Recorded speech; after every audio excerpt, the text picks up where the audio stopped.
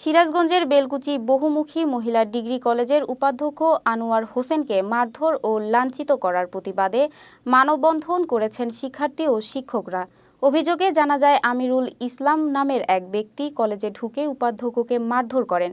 এ ঘটনার পর আনোয়ার হোসেন বেলকুচি থানায় লিখিত অভিযোগ দায়ের করার ২৪ ঘণ্টা পার হলেও অভিযুক্তকে গ্রেপ্তার করা হয়নি।